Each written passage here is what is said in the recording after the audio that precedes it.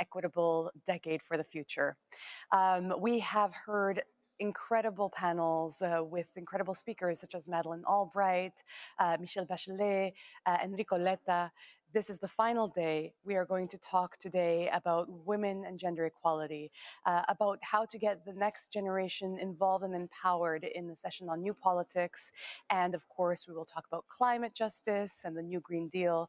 And we will finish by talking about a new social contract for inclusive and sustainable recovery worldwide. But first, as always, we are going to start off today with the news of the day. I am joined here in the European Parliament by two members of European Parliament, Eva Kaili from Greece and Tanja Fajon from Slovenia.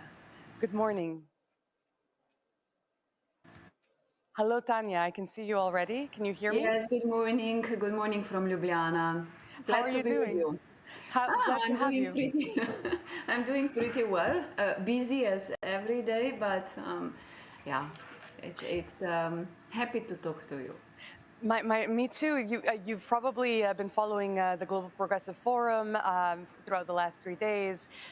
We will talk a little bit about what's going on in the news today because, of course, we're interested in making things better for the next decade. You sit on the Foreign Affairs Committee at the European Parliament, which is very relevant since we're having a global discussion. Can you tell us a little bit about your day-to-day or anything interesting that's happening in your committee at the moment? Yes, indeed, I'm following a lot to Foreign Affairs Committee, especially the region that I'm coming from, Western Balkans. This is definitely high on the agenda because we are going through very, I would say, challenging times. In many countries, we see a brain drain, younger generation living because they are losing hopes of their European future.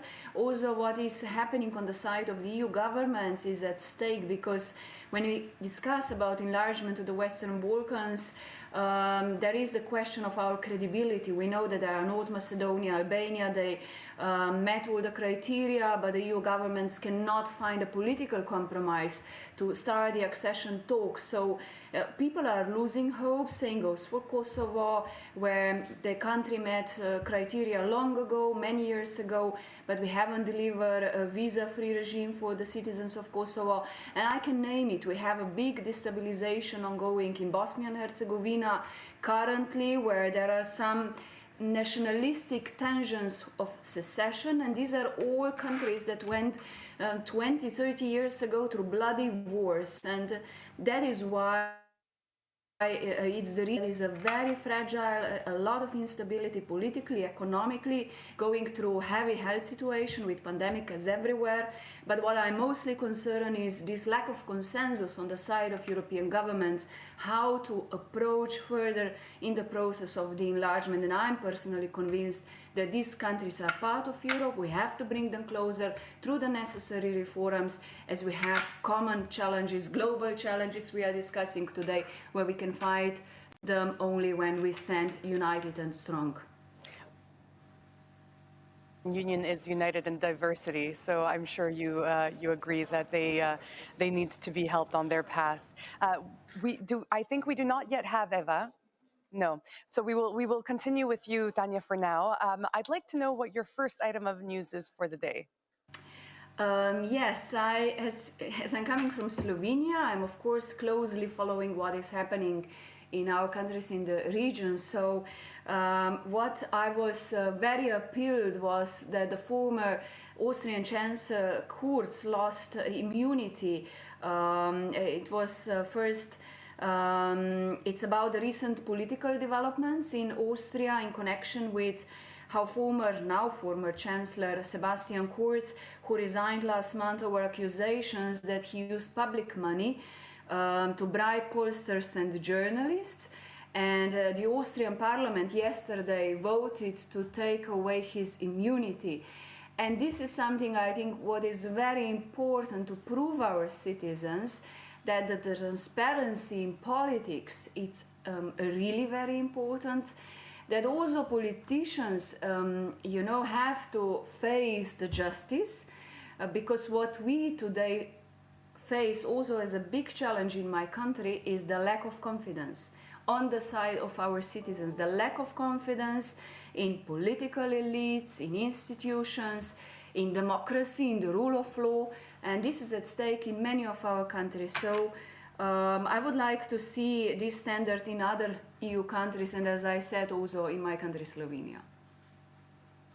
That is indeed very important because we can only operate with trust with our citizens if we feel like the system is just for all. And actually, a few of the topics on the Progressive Forum have been about that, about equality at every level. We looked at a very interesting panel also on access to resources. There was also one about tax justice. So, of course, justice when it comes to corruption is also very important. What is your second item of news that you've picked out for us today? I don't want to sound over pessimistic, but it's in a way also encouraging news, though we were following it last few weeks or even months with a big concern. Now, it's connecting to a devastated story of refugees on the Polish-Belarus border. It is just impossible to ignore the ongoing catastrophe that is using human lives as a weapon in front of our eyes.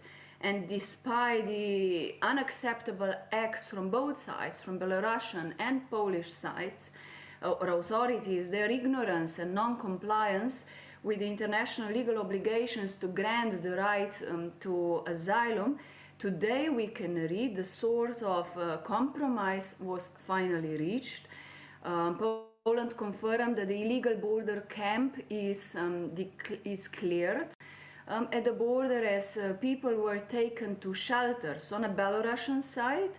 But at least now, as the winter is coming, families with young children, women that were really there in unhuman circumstances at the border are taken to some shelters and warm places.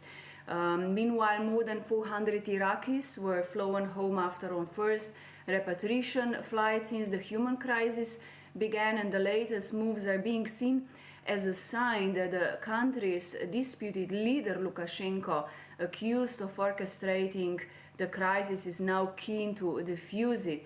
Now, this was a very necessary move, so this little, if I say, breakthrough, but I would still like to emphasize that Polish deliberate blocking of NGOs, of journalists, even of refusing the aid of Frontex or EASO at the border is somehow questionable. All these associations, NGOs, they were really trying to help starving and freezing people and children, and that should be somehow really condemned. So this is not Europe and does not represent our values, but we have to, whenever we discuss migration issues, refugee issues, we have so diverse opinion and lack of confidence, and I wish to see that we really have in mind that we are speaking about human beings and that every human life counts. Thank you very much, Tanya. And it's very, I mean, it is, as you say, it's a sad story, but it's very relevant right now. What's happening at the Belarusian-Polish border is only the latest game in the migration saga that Europe has been facing and the world at large. And I know that you yourself have positioned yourself in the AFET committee on the matter several times. We also had a panel with Commissioner Johansson yesterday on the issue of migration. Before we move on to your next item, I'd like to expand a little bit on what you would think would be an equitable solution if it were up to you, if you could just get all the EU member states to agree on a common policy on migration, what would be your progressive ideal on this? Look, we have had several discussions how to reform and establish our European common migration and asylum policy. Once we had this big wave of migrants crossing our countries in 2015, 2016, the Commission came up with a proposal, big legislative packages, how to share solidarity in Europe, that the countries with the outside border are not those that have to have the biggest challenge and problem, how to make asylum procedures elsewhere, not at the borders, but in first place, how to open more safe and legal paths to Europe for those that are entitled to get international protection or asylum status, and how, on the other hand, fight illegal networks or criminal associations that are human trafficking with children and women and gaining a lot of money. We haven't been in a position to establish a common European migration and asylum policy, even though in the Parliament we actually adopted all the packages, but there was really no consensus in the hands of the European governments. Why? Because I think a lot of politicians were behaving very populistic. They didn't have a broader Europe in mind, but they were really abusing the topic for a domestic political discussion. What is today a biggest challenge is that there is no lack of confidence among the EU governments how to help each other, how to boost or strengthen our solidarity in Europe to help people in need. It's a very politicized and very abused topic that I strongly believe it's not nor on the left political forces, progressive forces, or right political forces, or any color of political forces to find a solution, but it's a global challenge.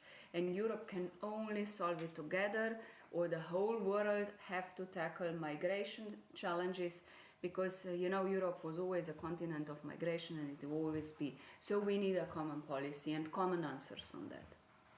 Thank you very much, Tanya. You're absolutely right. It's a very complex problem, not one we will solve overnight, but that shouldn't stop us from having these conversations and from reminding people that on the other side, we're talking about human beings and about lives, not just pawns that move from left to right. I do believe you have a good news for us as well. Yeah, I do have a good news that is related to my country, and this is about it's a consciously I have chosen the news, as our media atmosphere is over polluted nowadays with mostly negative, discouraging news. And the headline reads that Kozjansko, a regional park in Slovenia, a beautiful, a very green area in the east of my country, is this year's recipient of Melina Mercury International Prize. I believe you see it now on your screens, and which is awarded under the auspices of UNESCO in the field of protection and management of cultural landscapes.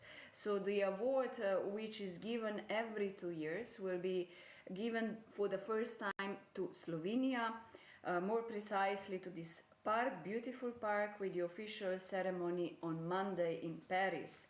And this is a sign of immense care of nature in our country, which is a very green country with a lot of Alps, with the sea. So for anyone, if I make a little propaganda, it's beautiful tourism here, but for people that really love nature, and Slovenes are very protective to our environment. That is a great piece of news, and congratulations. I have been to Slovenia and to Ljubljana and the environs, so I can only amplify what you said and encourage people to visit Slovenia. And I'm thrilled to hear that there is a Melina Mercouri Prize, because she was a minister of culture of Greece that was very well loved and who cared immensely about preserving our heritage. So thank you very much, Tanya. This is a very nice note to end the news on. Before we move on to Eva, I'd like to ask you what your progressive dream is, because the motto of the GPF, as you know, is "If we can dream it, we can do it." It's an adaptation of the Walt Disney quote, and I'd like to know what your progressive dream would be for the next 10 to 15 years.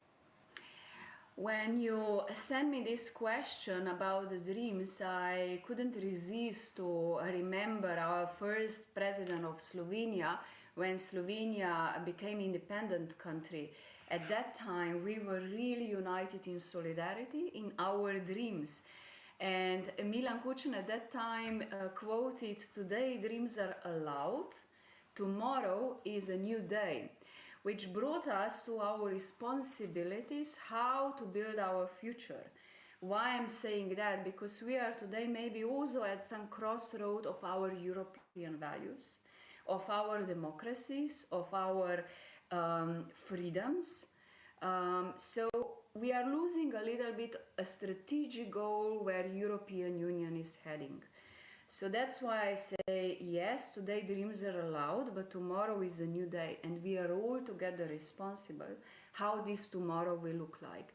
And I wish, of course, that the European Union would be strong back in basic values: solidarity, equality, rights for everyone, women, vulnerable groups, dignity, our public health systems, public school systems, so that will be Europe a place where people would feel safe, and that they would have a vision, especially for young generation, to build their careers, to get their jobs, education, prosperous future, and yes, digital, green environment, all that what we have on the agenda, and also bring back credibility to European politics. So a little bit of everything that the Global Progressive Forum is actually dealing with. Yes. I'd like to stay with you while we and look at the program for today very briefly one more time. As you talked about gender equality, and we will have Zita Gurmai from the Party of European Socialist Women, along with Connie Reuter from the Progressive Alliance, joining us at 1:30 today. After that, we will talk about women and gender equality in the panel "Women Are the Change." Following that, we will look at new politics, how to involve the new generation and galvanize their political agency.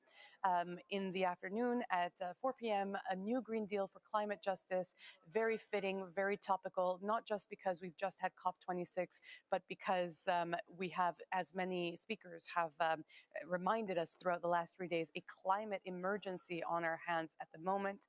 And the final panel of the day will be on a new social contract for inclusive and sustainable recovery, because we need to have better laws in place that protect workers all around, and have a contract of trust between employers and workers.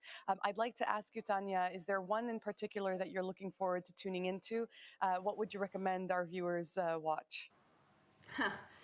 Since I'm a woman, and since I miss women on high positions in politics or in business, and knowing that pandemic also deteriorated some rights of women and affected them strongly, being mothers, being housewives, making household stand during the children being at home, working school on distance, and at the same time trying to make their career. So a lot of women also lost jobs, also lost their rights.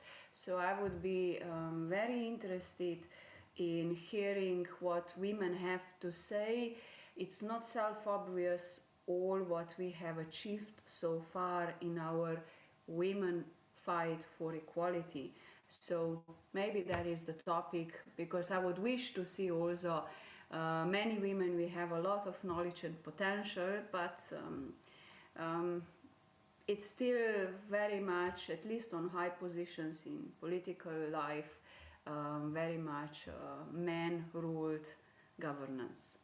Have you, just to stay on that, since you brought it up, and since you are a woman who has achieved a lot in your political career, have you found it a struggle in your case to get to where you are?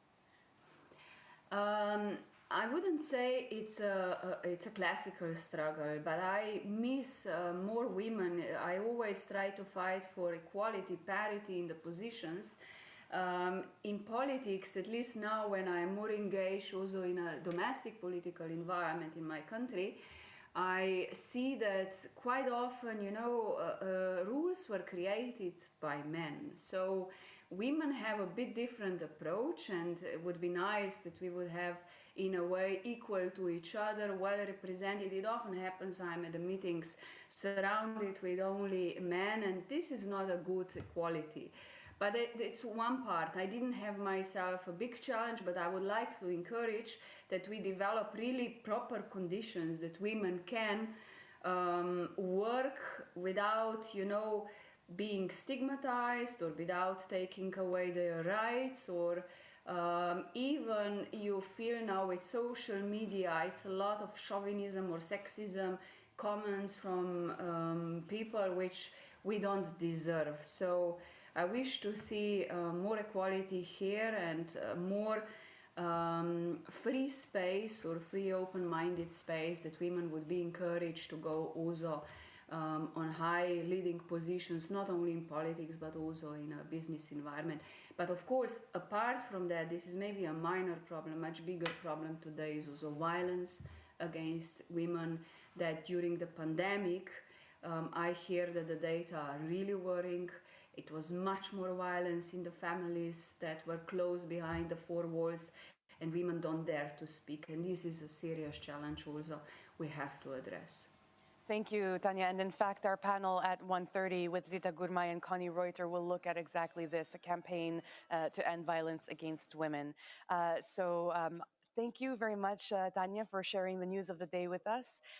Unfortunately, we were not able to connect Eva, but it's been a very interesting discussion. You brought up some extremely topical points of news, which I'm sure our viewers agree with. And we will see everyone back for the continuation of the Global Progressive Forum, Day 3, the last day. Tune in at 1:30 once more. Thank you, and see you later.